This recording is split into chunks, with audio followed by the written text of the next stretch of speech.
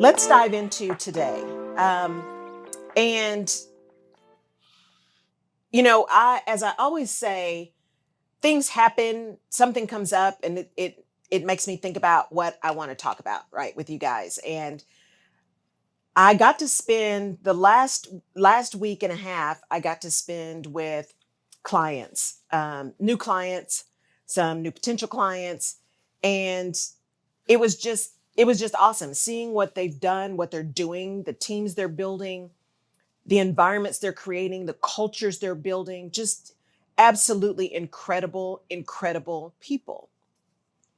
And through that, when we're talking about Action Month, through that, there were several things that occurred to me, that kind of aha moments or revelations that occurred that I think are important for all of you to know and understand. Good morning, Tisa.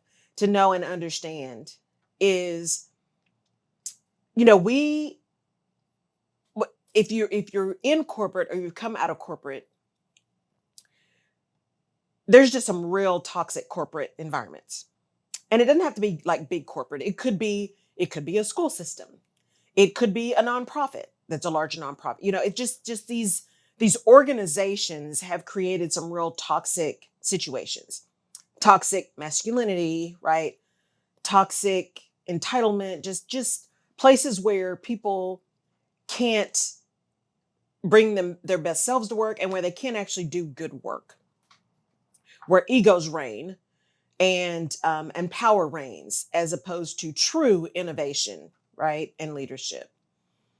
And that hit me pretty hard as I was working with some of these businesses, because in business leaders, because it solidified this action that I'm taking, right, and how I've really narrowed down on who I work with and who my clients are. So I do work with corporations and some leaders within corporations, but I'm very selective about the organizations with whom I will work. Very selective. In fact, there's several that I will never work for again, which is great. I mean, they've got really great people. It's just not something I'm going to spend my energy on. And what I realized is part of the reason I love working with these women who have built amazing businesses and are just moving from founder to CEO, are really trying to continue to build something that makes an impact, is that I get a chance to work with these leaders to use corporate small c processes, efficiencies, effectiveness of communication, small c corporate, right? The things that are good about that streamlining and automation and those kind of things, and to help them utilize that without creating the big C corporate bureaucracy.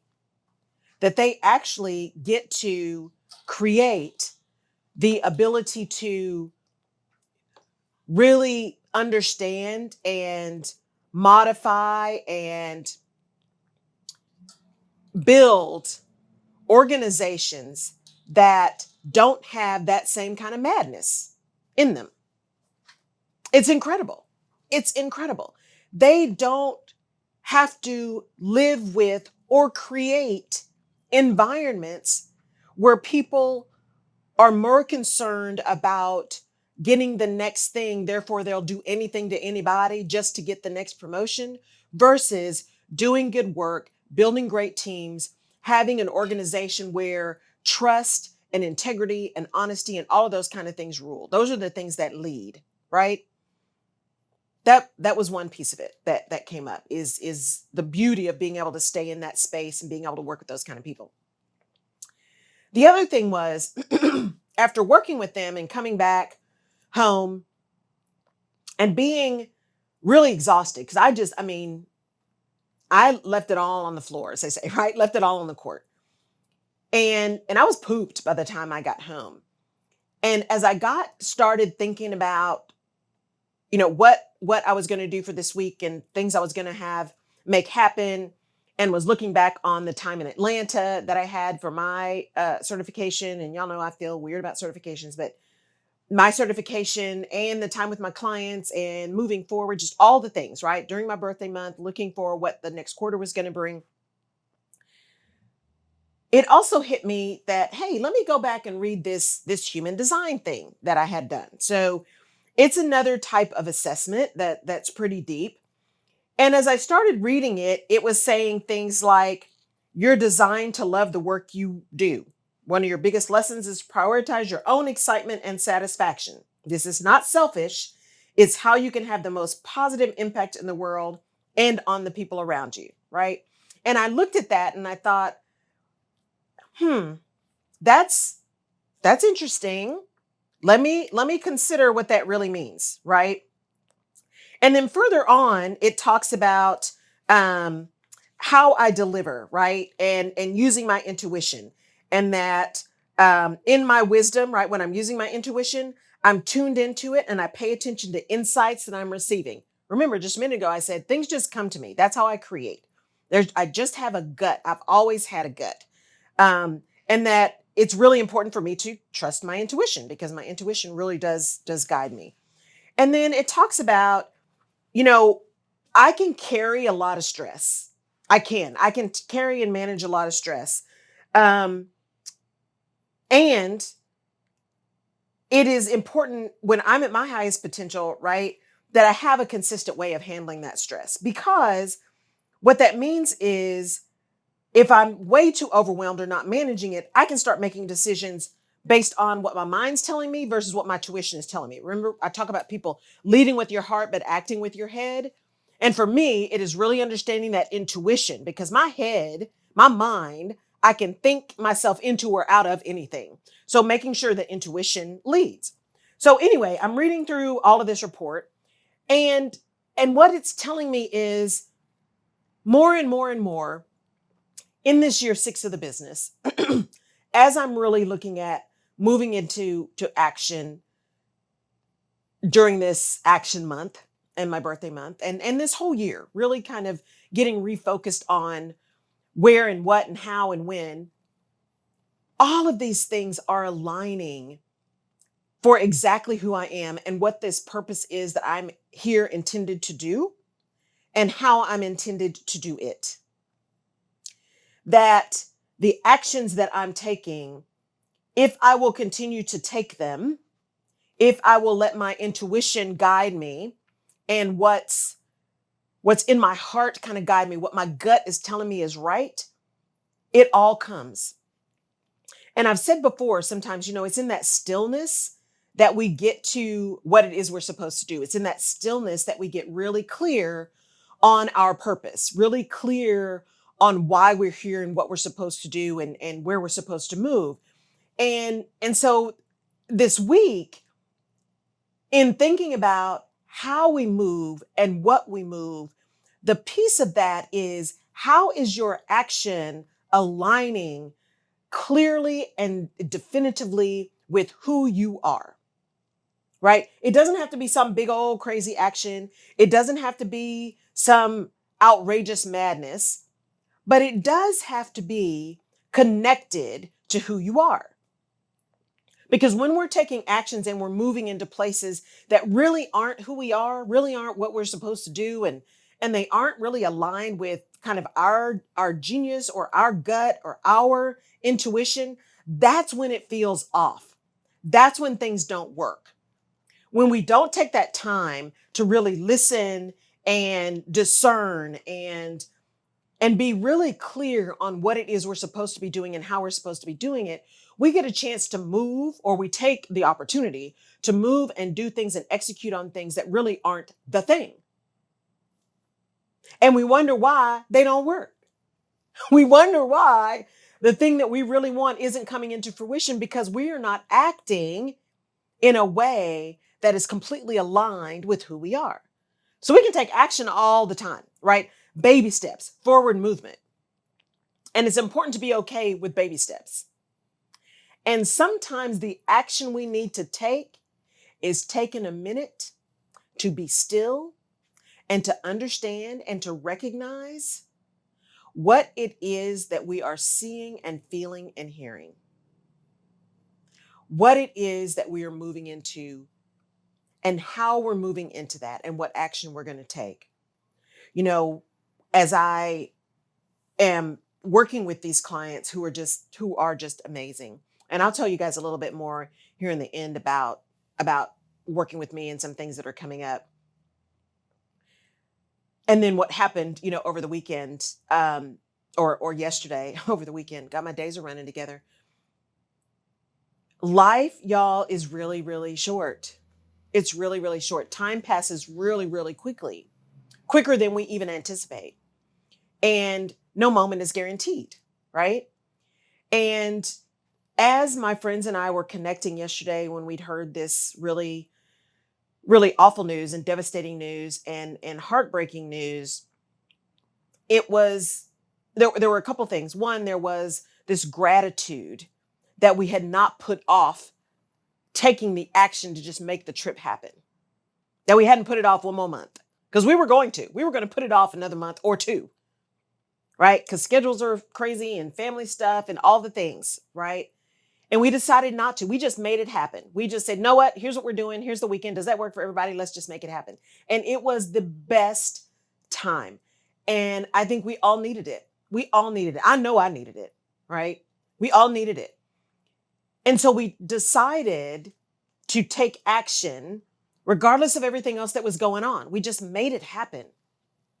And so when I thought about today and talking about taking action today and being purposeful and listening to your gut and listening to your intuition and knowing what it is that you're supposed to be doing and how you're supposed to be doing it, it is important that that action you take still stays connected to that deeper goal, right? Even if you're not deep in your purpose at this moment, what is the goal that you're trying to achieve? What is the outcome that you are trying to make happen? And does the action that you're taking align with that? Does it support it?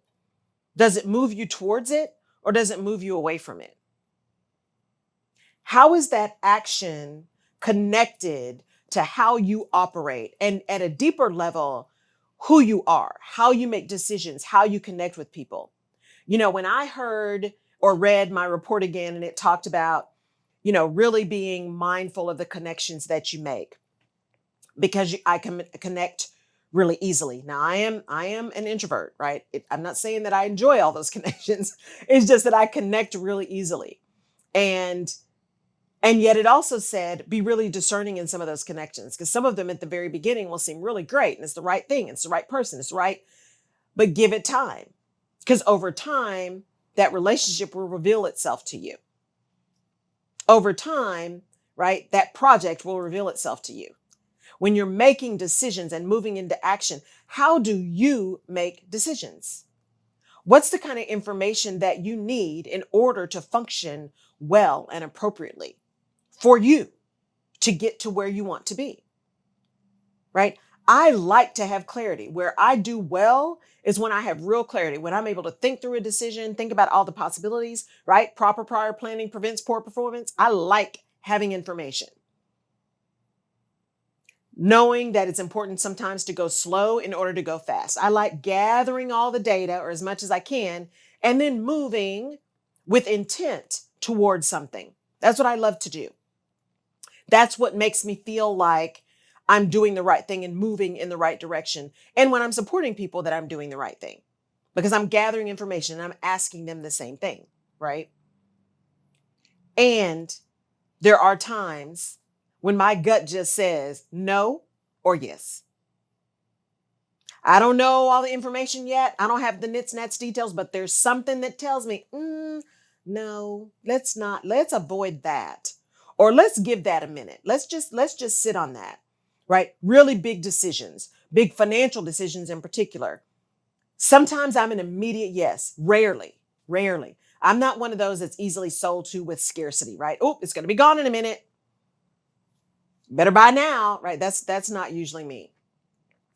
I like to sit on it, at least sleep on it 24 hours. And if I'm still excited about it, it still feels right, then I'm willing to make that decision. I'm willing to say that's a yes. And it's the same thing with the no, right? I think this is no, but let me just sit on that. Give me a minute, give me 24 hours, and I'll get back to you. Because when I say yes to something, I'm all in. I'm going to do it. I'm going to be in it. I'm going to be supportive. I'm going to be making things happen. I'm going to be gathering data. I'm going to be executing. And if it's not the right thing, that means all of that energy that I have is directed to something that doesn't make sense, which means the energy is draining as opposed to uplifting.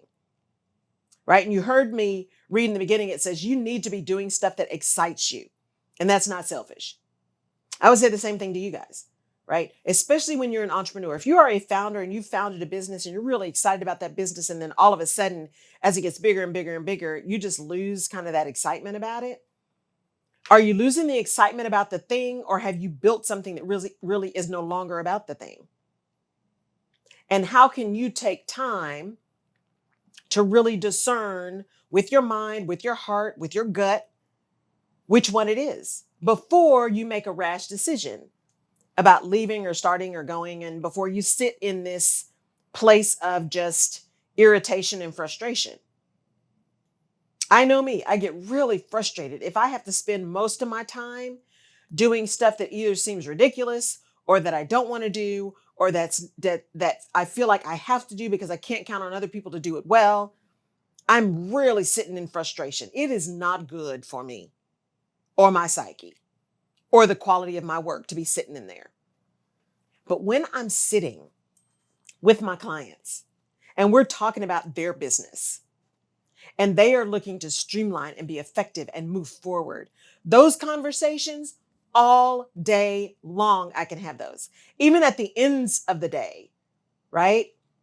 End of the days that I have with them in these day-long sessions, I'm still energized, right? Sometimes I have to leave so I can get ready for the next one, but I'm still energized. There's still things to talk about. And seeing them come to these conclusions, because the beauty is that I'm not in the weeds with them in their business. I know enough about the weeds, like I can see them and I understand them, but I am not battling them every day. So I can pull up and have that more strategic, higher level view so that I can help them navigate as their chief navigation officer, help them navigate through these next waters that they're trying to navigate, these next processes that they're trying to get through, right? One of them, I was talking to her and her team. And at the end, I was like, no, this was great. I said, you guys came up with stuff. This is just stuff I say. And they were recording some of the things I said, which was fine. I was okay with that. They were recording some of the things I said because, once I say it, I don't remember what I said. And we were talking about some positioning, and they're like, oh my God, can we just write that down? Because that's what we need to say with our clients. And how do we take a different approach to something? That's my genius, is figuring out what it is and taking a different perspective around it, thinking about it differently, seeing the other side of the coin, and being able to mirror to them what they said and then present a different option for the way they can still get to what they want, but perhaps it might be something that's a little easier or a little more aligned or a little clearer, or all of the above, or some combination thereof. But in doing that, that means that the action that I'm taking by being very clear on who my client is and how I serve and the work that I want to do, I am staying really aligned with me, my genius, right? My gifts, which enables me to deliver with excellence. Right? I told him, I said, it's not that I'm a genius. I'm just really, really good at what I do. I'm exceptional at what I do. Like, no, you're a genius, right? You're a genius and all that, which I love and I accept and I really appreciate. I'm just really good at what I do. And it took a long time to get to that point to be able to say that. I am exceptional at what I do. And I'm exceptional at what I do because I recognize it is not about me. The joy and the action is about other people. It is about these amazing business owners, these founders who have built something incredible, but are now stuck. And now they're getting bogged down in the people piece, but they're still trying to build the business piece. And they're not recognizing how the business strategy and the people strategy are intrinsically connected, and that the decisions you make in one immediately impact the other and vice versa. Working with them to get them past that pain of being stuck in that, what do I do next? And even if they're not stuck, but they're kind of starting to churn, maybe they're not seeing the return they want, they're not seeing the profit they want. They're all of the things, what was working for them before isn't working for them now, but they can't see what to do different. They can't discern which levers to pull. When I'm sitting in that with them, with my solution-oriented mind, with my ability to listen actively and see and hear dots that other people don't see, much less are able to connect. When I'm sitting in that and taking action to be in that action, the amazingness happens. The genius happens, right? And so it's really important as you're thinking about taking action and being in action, that the actions you're taking are aligning with who you are and how you show up and how you deliver, whatever your genius is, right? Action, yes, we have to do things that we don't always love, but action is purposeful. Action is purposeful. And having a perspective around the actions you take that enable you to evaluate, process, redirect is the power of alignment. It's the power of having taken that time to understand you. The power of having taken that time to be really, really clear on who you are and why you're here and the impact you're planning to make for you and for those you serve. Because again, leadership is not about you. Leadership is about getting things done with, through, by, and for others, right? Leadership is about behavior. It's not about position. Because you can lead from the back. You can lead from the chair. You don't have to lead from the front. It's about behavior. It's not about position. And if you think about some of the best leaders you've ever encountered, those leaders were likely always in action. Always in action. I don't mean just moving. I don't mean whirling dervish, because I've been there too, where you're just in constant motion. I mean, they're always in action. They are very clear on the strategy. They're clear on the goals. They're clear on the direction. And the actions that they take are consistent with the words they say. They're consistent with what they've said is valuable and meaningful. They're consistent with what they've said is important to the execution and to the outcomes and to success. Their actions are intentional. Their actions have power because their actions have value. And that value is created by providing a solution to an issue that they have identified, right? One of the things I talked to someone about this week was, oh, good morning, Lena. One of the things I talked to someone about this week was, when something's going on, it's about identifying the issue, understanding why it's an issue, providing and or discerning at least an initial solution, and then telling somebody what it is you need. What do I need to make this happen? What do I need to solve this problem? What do I need in support of maybe more research? What do I need in order to move into or continue or finally take action on this thing? Right? And by saying and articulating what you need, the actions that you take have a higher likelihood of being aligned with how you work and who you are in your skill set, right? Like in your zone. It may be something that you can already do with excellence, right? It may not be in your genius zone, but it's something you can actually execute. It also gives you an opportunity to really understand where you need to ask for help, where you've got a gap and you need some support, right? Or some additional information or what have you to be able to really make the thing happen. Action, an aligned action, is powerful because it's easier to adjust and modify and be flexible because you're not initially doing something that's way out of the realm of what you would normally do. It's not out of your norm. And I'm not talking about doing things that make you uncomfortable, right? Because if we're moving and growing, growth requires discomfort. Moving into the next thing, leveling up requires discomfort. I'm not talking about making sure that every action you take is comfortable.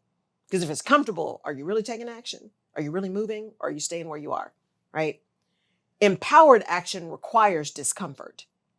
It's just intentional so that you are ready to move and able to move through the discomfort because you see the other side of that. The action is aligned with who you are, and the discomfort is just something that's on the path to moving to where you're supposed to be. Right? Aligned action is has more ease to it because it is aligned, but it's not easy. There's a difference. There's a difference. And so when you're going through this week and you're thinking about what action can I take? Because it's action month. I want everybody to be in action this month, right? We're getting ready to go into the last quarter of the year. What actions can you take now that can set you up for the rest of the year, right? I encourage you to be in action. And in order to be in action, have you gotten really clear on what it is you're trying to accomplish? Where are you trying to go? Right? Because we can do all kinds of busy work. We can say we're in action. We've got the busy badge, right? We've got the crown that says you are the busiest. Yay. I've got my busy trophy. And we're busy doing nothing that matters. We are busy being busy. If you are a woman-owned business, you are have got a team, 8 people to 150 people, right? You've got a team that you are working with. You've reached that 7-figure mark. And now it's that moving from founder to CEO. You still find yourself doing a lot of stuff. You're still in the midst of all the decisions, all the things that you thought by now you wouldn't be having to do. Reach out, send me a DM. You can get to me on Facebook or LinkedIn. On LinkedIn, I'm at Laurel-K-Rutledge. Send me a DM and say, hey, I want to talk to you. And let's talk about whether it makes sense to have a founders intensive. That's a full day here in Houston with me. If there's multiple people in the same location, I might travel for that. But it is intended to be a full day here, founders intensive with me to go through your business strategy and your organization strategy. If there's some other things that like you've got a laundry list of things you really want to go through, then let's talk about maybe the better thing for you is the 3-month advisory program where we meet biweekly and have your laundry list of things that we actually take action on and work through. So working with me is about taking action. It's not just about chit chatting and just asking tons. I do ask tons of questions, but it's really about then let's make a plan and let's do some stuff, right? Because if you're going to invest to get action and invest to get results. And so, maybe that 3-month thing makes sense for you. And so we meet for about 90 minutes in the beginning, and then there are 6 biweekly sessions that are about an hour that have action in between. And we get after those things that are on your list to accomplish in whatever time frame. So again, if you are that woman, or if you know that woman, have them reach out to me. Probably easiest on LinkedIn, Laurel-K-Rutledge, and let me know that's who they are, what they need. And let's just jump on a call and see if it makes sense. The thing is, I fully recognize that I am not for everybody, and that's okay, right? I am all about we're going to get facts. We're going to speak the truth. We're going to be kind and compassionate, right? Because we don't have to be nasty. And that it's about you, not about me, right? And I'm going to live into my genius and I'm going to serve the best way I can. But I'm always going to tell you the truth, even when it's not something you want to hear, right? And I'm going to call out those things that are not aligned, and support you in moving forward. So I am fully aware that just may not be where somebody else's head is right now, and that's okay, right? That's why there are billions of people on the earth, and there are tons of people that do this work. Everyone does it a little bit differently, right? And so what I can tell you is that if someone reaches out to me or you refer someone to me and I am not the right person, I have an incredible network of people and I can likely refer them to someone that is a better match. And I am happy to do that. Because again, being in service means it's not about me. It's about you. It's about getting you the results that you want. If you are in an organization, you're in a corporation, I do selectively work with corporate clients, but it's got to be leaders who are truly building teams, right? They're building good teams. They're building a culture of inclusivity. They're building cultures of honesty and integrity and good work They're just making some things happen and they're being honest about it. They're calling out things when behavior's wrong. They are moving forward. They are collaborative. They're supportive, but they're also really, really good at being thoughtful and honest and forthright about what's going on in a way that is respectful but clear. If that's you and you're looking for someone to help your team, again, reach out to me, LinkedIn, Laurel-K-Rutledge. I'm out there, your Chief Navigation Officer. Just send me a note and let's see if it makes sense for me to support you in what you are trying to do with your team in your organization. And again, if I'm not the right person, I know a lot of people. I can probably get you connected to somebody. But I am pretty selective on the corporate side. I've just spent way too much time in some of those organizations, and I can sniff when it's not real. And so that's just not something I want to engage in. And again, taking action, I'm just not gonna. And I'm going to call that out right up front. But let's have a conversation and see if it's something that I can be of service to you and to your organization. Because if that's the case, then it is my pleasure to do so. As we end this show today and we move into the rest of this action month, today I want you to think about the actions that you're taking and have them be intentional, but also have them be aligned with who you are. Trying to force action that is so contrary to your very being is just not, one, it's not going to work. But two, it's just painful. It's just painful. And we don't have to be in that kind of pain, right? Because there's all kinds of ways to get things done. So be intentional about your actions this week. Be intentional. Understand where they're coming from, why you're doing them, and how they are aligned clearly with who you are and your mission and your purpose. So that as you're moving and as you're doing some things, you are doing so in a way that is fully and wholly who you are and aligned with where you're trying to go.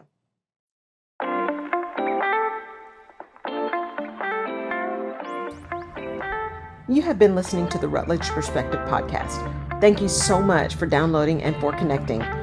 You can find previous episodes of the podcast on my website at laurelrutledge.com/podcast. You can also find me on social media at Laurel K. Rutledge and/or The Rutledge Perspective. And I'd love your perspective on the things we talk about. And if there's a specific topic you want me to cover, just let me know. And please share this podcast with someone in your village who may need this little piece of perspective today. And if you're so inclined, I would really appreciate a 5-star rating and review on the platform of your choice. Apple Podcasts and Spotify reviews are particularly helpful. Thank you again for listening. Take care.